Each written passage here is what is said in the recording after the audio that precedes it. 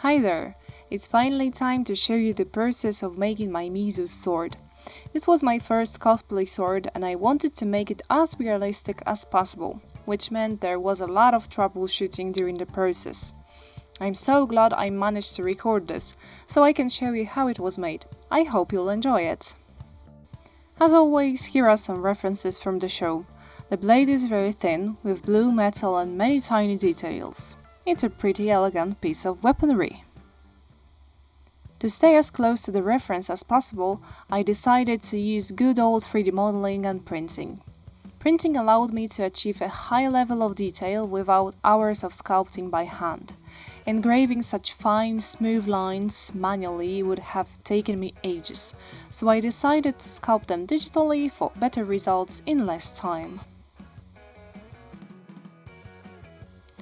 I 3D printed all the parts in PLA. It was time consuming, especially the blade, because I had to print it twice, and you'll see why. And this alone took almost 40 hours. Here you can see all the parts. I've even done some research on their names, just to better understand what I was working on. Sorry about the pronunciation, but here you have the Kashira, the Fushi, the Tsuba, the Habaki, the Charm, I couldn't find the proper name, the Tsuka, and the blade. The first step in preparing the 3D prints for painting was filing them. I used files of different shapes and sizes to ensure all the surfaces were scratched. Next, I sanded the surfaces to smooth them out, using different grades of sandpaper to get a satisfying finish. As you can see, I'm mostly sanding the handle here because I didn't intend to paint it. I liked the filament's almost ivory look and I wanted to keep it uncovered. Once all the parts were sanded, I degreased them with isopropyl alcohol. This step was crucial before gluing the parts together and also helped remove any residues from the 3D printed parts. Yeah, moving on. Here I'm mixing some epoxy glue. The package said it could glue metal, but I chose it mainly for its working time, which was half an hour. This gave me time to secure and adjust all the parts without worrying about the glue setting too quickly. To assemble the blade and make it stiffer, I used these carbon fiber tubes. Gluing the blade was a bit tricky because the tubes had to be assembled in their designated places and the blade parts had to be aligned perfectly. Since I couldn't really clamp it, I had to hope for the best. But it worked out well, and once the glue cured, I sanded down the excess and primed the surface. While priming, remember, safety first. I used a car anti-corrosive primer to cover all the printed pieces' surfaces. Whee! Let me show you how important the carbon fiber tubes were. The first version had thin carbon rods and was super wobbly, but the second version was reinforced with tubes and had a blade-worthy stiffness. That's why I printed the blade twice. Then there was a long process of priming and sanding. In the meantime, I used plastic putty to fill any gaps the primer couldn't cover. I wanted a perfect surface, so I addressed even the tiniest imperfections. There was more sanding and some precise filing, and more degreasing before applying additional layers of primer. Here you can see the Kashira part with its flat bottom. In the meantime, I discovered a new reference with about 1 second of screen time, and I couldn't unsee it, so I altered the Kashira model, printed it again, and repeated the sanding and priming process. To fix some imperfections in the engraving, I used a sewing machine needle designed for leather. It worked perfectly for this purpose. The Tsuba had an interesting hammered pattern. To recreate it, I used a heated dental tool and carved the pattern into the primer. Then, off camera, I sprayed on more primer to smooth out the carved outlines. To make the charm look metallic, I used metallic powder and wood glue and painted the piece. Then I sanded and polished it to make the metal shine. This method is incredibly satisfying for small details. Now I'll show you how I made the pattern Letsuka. I used a special handmade tool, which is a brush without bristles with slightly flattened metal sleeve to better match the pattern. It had to be heated more than I expected to melt the pattern into the surface. After melting one oval imprint, I reheated the tool properly and tried not to apply too much pressure while melting another imprint. For painting the copper-like pieces, I used an airbrush. First, I painted everything black so the metallic paint would pop later. It took several layers to cover all the primer.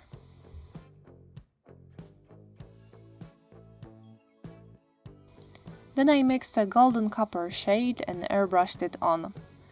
2 layers were enough to cover all the surfaces. It required a little bit of patience to paint all the pieces evenly without any visible texture. Anyway, here's how the pieces turned out. Here you can see the gorgeous kashira, the habaki, and the tsuba. Here you can see the pattern. To highlight the patterns, I applied a dark brown acrylic wash on all the pieces. Then I dry brushed a tiny amount of metallic paint to bring back details. Here are the copper-like pieces after the painting process. You can see how all the refining of the surfaces paid off. Gluing on the fushi piece was a bit tricky because it had to be glued on before assembling the whole handle, and I wanted to avoid staining the tsuka surface. But cling film helped with that. For the glue I used 5-minute epoxy. The rest of the handle was glued together with a carbon rod and epoxy glue. I used the same 5-minute epoxy as previously.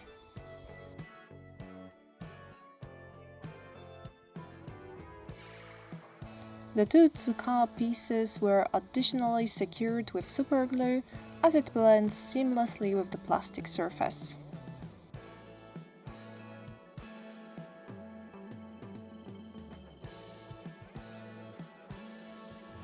I applied a satin acrylic medium to seal the surface of the handle for easier weathering. I used the same medium to varnish the copper-like pieces. To highlight the tsuka pattern, I used a mixture of acrylic paints. I applied the paint to the surface, wiped off the excess with a damp cloth, and a little bit with my fingers. To imitate the peg on the tsuka, I used a glass bead. I carefully drilled a hole, removed excess PLA, and chamfered the edge. Then I prepared the glass bead and mixed some 5-minute epoxy glue, and then I placed the bead into the slot with the right amount of glue. To glue the kashira to the handle, I used the same epoxy. And with that, all the handle was glued together. Now for the blade. Here it is, sanded and smoothed after the whole week of priming and sanding. First, I covered the blade's surface with silver acrylic paint, thinned with water and a little bit of alcohol. I painted 2 thin layers with it.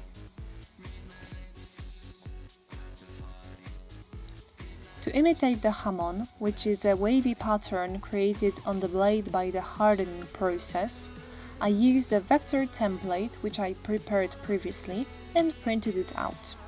I covered the paper with a transparent tape and then with painter's tape and carefully cut out the pattern.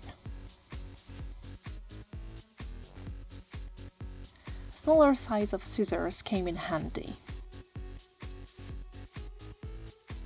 I aligned the painter's tape with the blade and slowly stuck it on.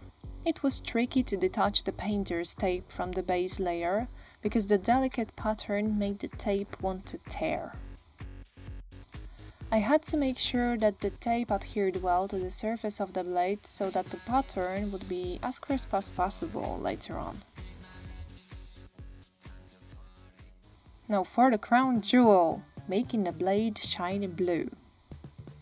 I used a mix of chrome effect nail powders and nail polish. After many tests, I figured out the right method and timing to apply the powder. And timing was crucial. to quickly cover the whole blade surface. I applied the nail polish with a larger brush and spreaded it with as few strokes as possible because too many strokes would warp the surface. Then I waited about 20 to 30 seconds, checked if the surface was dry to the touch, and carefully applied the powder.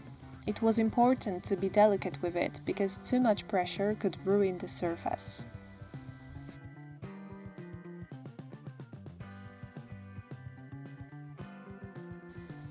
Here's a time-lapse of me doing the second and final layer.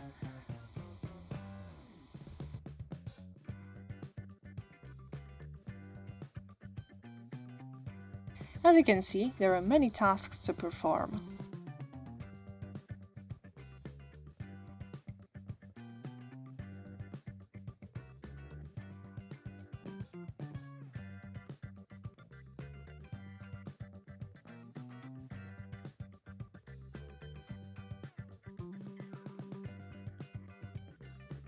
And of course, I made sure that you could see all the process properly till the end.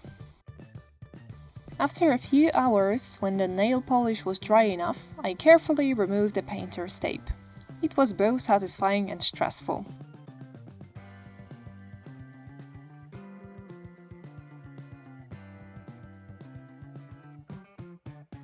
The nail polish sometimes wanted to peel, so I had to ensure it stayed on the surface.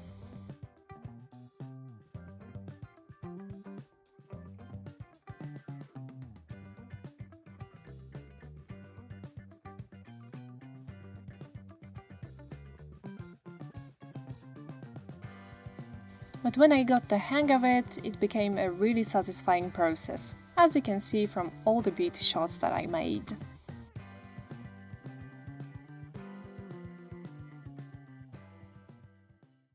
Once the blade was fully dried, which took a few days, I prepared the blade for gluing. I removed all the layers down to the 3D print so I could glue the sword's parts together.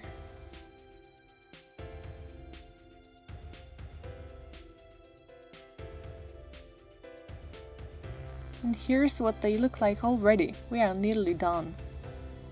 To glue them together, I used the same 30-minute epoxy glue, which gave me enough time to remove the excess and let the glue flow into the empty spaces.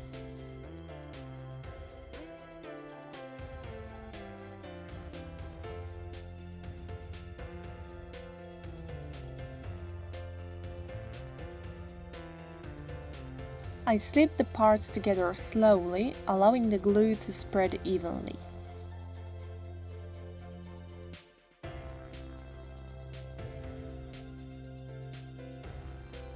Oh yeah, and the epoxy glue has a greasy feel, so while it's still workable, it can cause the parts to shift, so be careful.